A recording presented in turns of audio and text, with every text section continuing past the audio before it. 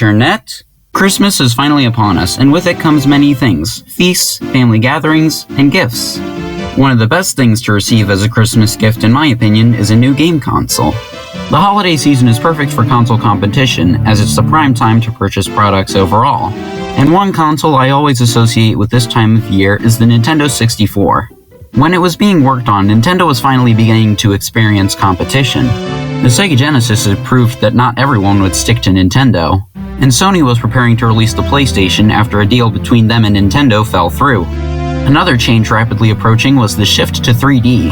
Nintendo and Sega had experimented with pre-rendered graphics, but it eventually became clear that they had to go all in. Initially with an Ultra at the beginning of its title, the Nintendo 64 released in September 26th of 1996. Fashionably late, apparently. Yeah, the N64 took quite a lot of time in the oven, apparently due more so to the launch titles than the console itself. It looked like Nintendo really cared about the launch lineup for their console, so let's see what it had to offer. Okay, you lost me. So the system launched with two games, Mario 64 and Pilotwings 64. Given they were both developed on very new and different hardware, and Super Mario 64 is objectively one of the best games of all time. Vast open spaces giving you near complete freedom to explore with fine-tuned physics and controls. And we can't forget about the Mario head at the title screen. It's nothing special nowadays, but this model was insanely detailed for the hardware it was on. Plus, messing around with the face really helps you get used to the Nintendo 64 controller, which was very necessary. This controller is just an anomaly with 3 prongs, weird button placement, and no definitive way to hold it. Although you could plug 4 of them into the console, plenty of games took advantage of this, so the 64 was great for gaming with friends. Those in 3D platformers were the bread and butter of this system, especially those made by Rare.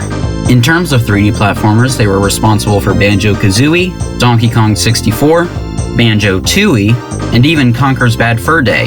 However, there were some areas that the N64 lacked in compared to the PS1, mainly with role-playing games such as Dragon Quest and Final Fantasy, and many different 2D games including classic Castlevania and Mega Man.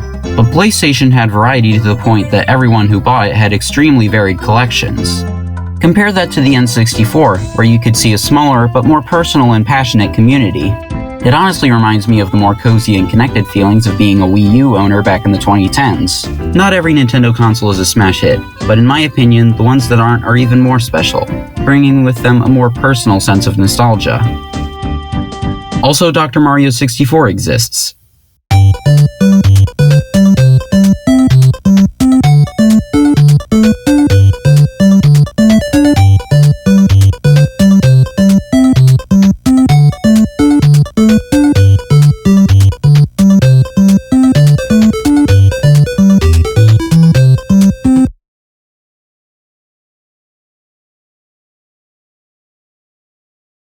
Alright, that's the Christmas special done and ready for send-off. At least I can finally relax and try to start playing some new... Another one? Already? I don't even own this game yet. Whatever you say, Internet.